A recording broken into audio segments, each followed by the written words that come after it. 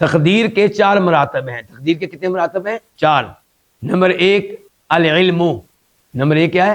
کہ اللہ ہر چیز کے بارے میں پہلے سے جانتا ہے. اللہ کو معلوم تھا کہ آج ہم عقیدہ واسطہ کے یہ درس پڑھیں گے میں اور آپ، تو یہ تقدیر کا حصہ ہے یہ ماننا کہ اللہ کو ہر چیز کا علم پہلے سے ہے. اگر کوئی کہے کہ میں نہیں مانتا کہ اللہ کو ہر چیز کا علم پہلے سے ہے، ہم کہیں گے یہ تقدیر کا منکر ہے. دوسرے نمبر پہ یہ ہے کہ اللہ نے ہر چیز کے بارے میں پہلے سے لکھوا دیا ہے.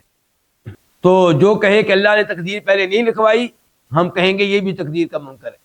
تقدیر کو ماننے والا کون ہوگا؟ جو یہ مانے کہ اللہ ہر چیز کے بارے میں پہلے سے جانتا ہے، اور یہ بھی مانے کہ اللہ نے ہر چیز کے بارے میں پہلے سے لکھ دیا ہے.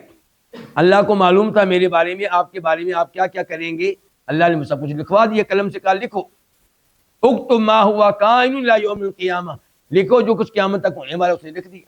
تیسرا مرتبہ یہ ہے کہ المشیت، جو کچھ دنیا میں ہو رہا ہے اس کے پیچھے اللہ کا ارادہ ہے، اللہ کی مشیت ہے. میں ابھی اس وقت درس دے رہا ہوں، کیوں دے رہا ہوں؟ کیونکہ میرا ارادہ ہے درس دینے کا، لیکن اس کے پیچھے اللہ کا بھی ارادہ ہے. اگر اللہ کا ارادہ یہ ہو کہ یہ درس نہیں دے سکتا تو میرا ارادہ وہاں پہ نہیں چل سکے گا. میری ساری تدبیریں ناکام ہو جائیں گی، میری ساری کوششیں. دیکھتے نہیں کئی دفعہ ہم ایک کام کے لیے بڑی کوشش کرتے ہیں، سب کچھ کرتے ہیں، اور کام قریب لگ چکا ہوتا ہے، اچانک پتہ چلتا ہے کہ نہیں، کیونکہ اوپر اللہ کا ارادہ نہیں تھا.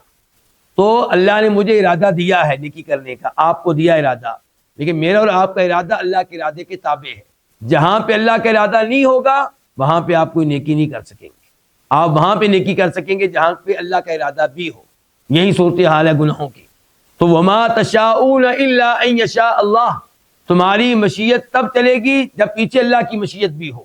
جہاں پہ اللہ کی مشیت نہیں ہے وہاں پہ تمہاری مشیت نہیں چل سکے گی.